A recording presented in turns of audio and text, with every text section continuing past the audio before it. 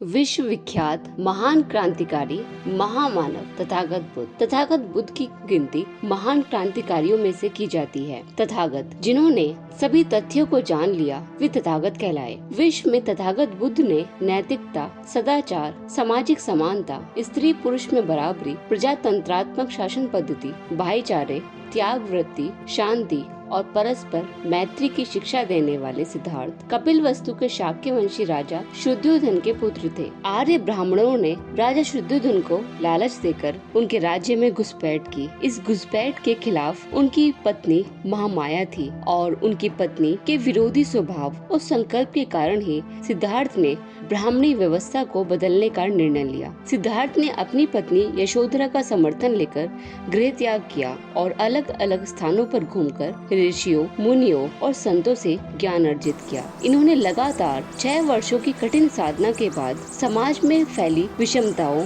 गैर बराबरी और सभी समस्याओं का हल निकाला। इन्हें इसी ज्ञान प्राप्ति के बाद बुद्ध कहा जाने लगा। तथागत ने वर्ण व्यवस्था को समाप्त किया। इन्होंने बौद्ध धर्म स्थापित किया जो तर्क पर आधारित था, जिसके कारण वर्ण व्यवस्था की सभी जड़ें हिल गई। बुद्ध धर्म का सार गौतम बुद्ध के उपदेशों में है जो त्रिपिटक पाली ग्रंथ में संकलित है। बुद्ध के उपदेश निम्न हैं, जिनमें से 4 आर्य सत्य बहुत ही महत्वपूर्ण है। पहला, संसार दुखों से परिपूर्ण है। संसार में जिधर भी हम देखते हैं तो चारों तरफ हमें दुख ही दुख नजर आता है। दूसरा, दुख है तो उसका कारण भी है। तीसरा, दुख का अंत संभव है। और चौथा, दुख के अंत का मार्ग है, जिसे बौद्ध धर्म में अष्टांगिक मार्ग भी कहा जाता है। अष्टांगिक मार्ग 8 ऐसे मार्ग हैं जिन पर कोई भी व्यक्ति चलकर अपने जीवन को सुखमय बना सकता है। अष्टांगिक मार्ग में पहला सम्यक दृष्टि, दूसरा सम्यक संकल्प, तीसरा सम्यक वाक, चौथा सम्यक कर्म, पांचवा सम्यक आजीविका, छठा सम्यक व्यायाम, सातवां सम्यक स्मृति और आठवां सम्यक समाधि है। गौतम बुद्ध ने बौद्ध धर्म के प्रचार और प्रसार के लिए भिक्षुओं और भिक्षुणियों का संघ स्थापित किया। बुद्ध कर्म में विश्वास करते थे। इनका ऐसा मानना था कि हमारे जीवन में अगर हम कुशल कर्म करेंगे तो हम सुखी रहेंगे और अगर हम अकुशल कर्म करेंगे तो हम दुखी रहेंगे। इनके अनुसार जीवन में सुखी होने के लिए मध्यम मार्ग को अपनाना बहुत जरूरी है। मध्यम मार्ग एक संयमित मार्ग होता है जिसमें कोई भी इंसान किसी भी तरह की ना तो कोई अति करता है और ना ही किसी तरह की कोई कमी करता है। जिस तरह से जब हम सब्जी बनाते हैं तो हम नमक डालते वक्त यह ध्यान रखते हैं कि सब्जी में ना तो नमक ज्यादा हो जाए और ना ही नमक कम रह जाए, क्योंकि नमक के ज्यादा होने पर या नमक के कम होने पर सब्जी का स्वाद बिगड़ जाएगा। इसी तरह हम सभी को भी अपनी जिंदगी में मध्यम मार्ग अपनाना चाहिए। हमें अपनी जिंदगी में किसी भी चीज को ना तो ज्यादा अति में करना चाहिए और ना ही किसी जरूरी चीज की कमी करनी चाहिए। बुद्ध के अनुसार कोई भी आत्मा नहीं है। ये ईश्वर की सत्ता का विरोध करते थे। इनके अनुसार पूरा संसार कार्य और कारण के सिद्धांत पर संचालित है। भारत में लगभग 300 ईस्वी तक बौद्ध धर्म का प्रचार और प्रसार होता रहा। बौद्ध धर्म का प्रचार प्रसार Sri Lanka, Burma, Nepal, Bhutan, Sikkim, Mongolia, Afghanistan, Kazakhstan, Bangladesh, Pakistan, दक्षिणी एशिया के मलेशिया, इंडोनेशिया आदि देशों में फैल गया। गौतम बुद्ध ने आडंबर, पाखंड, धार्मिक कर्मकांड, पूजा, जीव हत्या आदि का विरोध किया। इन्होंने अपने काल में कभी भी अपनी मूर्तियां नहीं लगवाई और ये मूर्तियां लगाने, पूजा करने, मोमबत्ती और अगरबत्ती जलाने का पूरी तरह से विरोध करते थे। लेकिन जिस तथागत ने अपनी मूर्तियां लगाने को मना किया, पूजा पाठ करने को मना किया, मोमबत्ती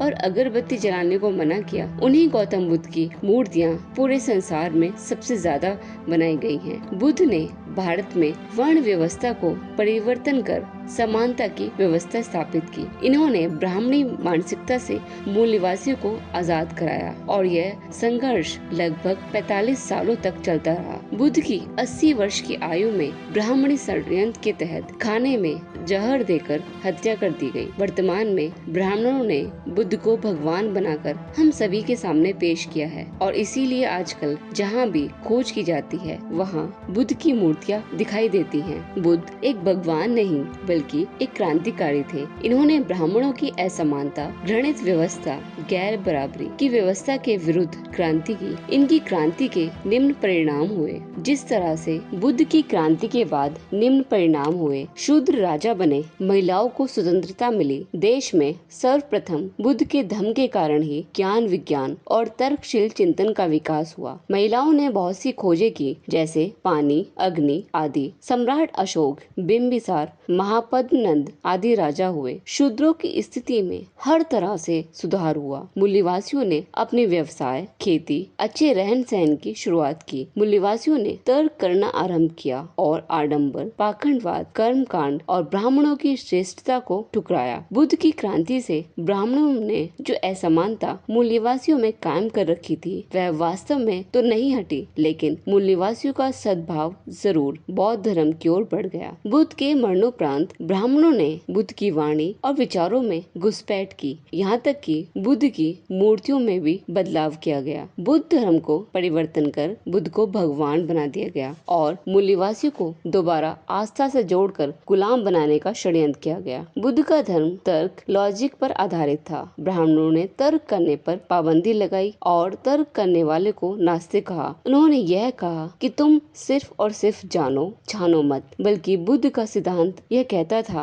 कि पहले तुम जानो, छानो और फिर मानो। ब्राह्मणों ने इस सिद्धांत को एकदम उलट दिया। ब्राह्मणों ने बुद्ध की पूजा करने, मोमबत्ती जलाने, अगरबत्ती जलाने, मूर्तियां बनाने और उन्हें भगवान बनाकर लोगों को भ्रमित किया। आज भी मूल्यवासी केवल बुद्ध की फोटो तक ही सीमित है। उनके द्वारा की गई क्रांति को, उनके द्वारा बताए गए सिद्धांतों को, क्रांतिकारी विचारों को लगभग भूल गए हैं। ब्राह्मणों ने बुद्ध के बाद प्रतिक्रांति की और उसके बाद भारत में ये सभी परिणाम देखने को मिले कि पुष्यमित्र शुंग नाम के ब्राह्मण ने धोखे से मौर्य साम्राज्य में घुसपैठ की और सेनापति का पद ले लिया और एक बड़े षड्यंत्र के तहत सम्राट अशोक के पोते बृहद्रथ की बहुत ही निर्मम तरीके से हत्या कर दी। पुष्यमित्र शुंग और उसके गुरु पतंजलि और सुमिति भार्गव, इन तीनों ने मिलकर वर्ण व्यवस्था को जाति व्यवस्था में बदल दिया। जाति व्यवस्था ऐसी व्यवस्था थी जिसमें आप एंट्री तो ले सकते हैं,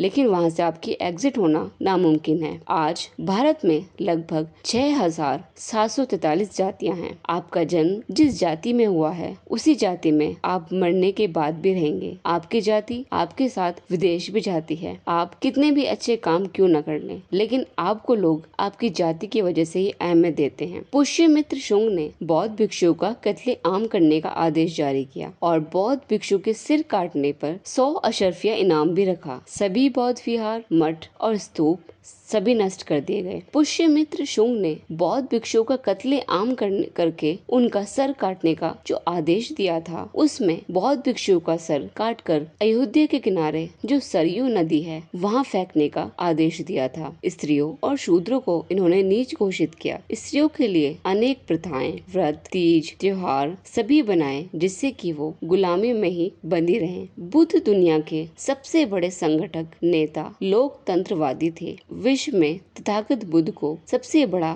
दार्शनिक कहा जाता है। इस वीडियो के अंत में हम इस निष्कर्ष पर पहुंचे हैं कि ब्राह्मणों ने बुद्ध के द्वारा बताए गए मार्ग, सिद्धांत, उपदेश और उनकी क्रांतिकारी विचारधारा में मिलावट करके उसे बदल दिया और इसीलिए हम सभी लोग असलियत से बहुत ही दूर हैं। इसीलिए मूल्यवासियों को ब्राह्मणों के बनाए षड्यंत्र में ना फंसकर बुद्ध की वास्तविक कामों को, उनकी विचारधारा को समझना चाहिए और उनका प्रचार और प्रसार करना चाहिए। तभी हम बुद्ध के सच्चे अनुयायी कहलाएंगे।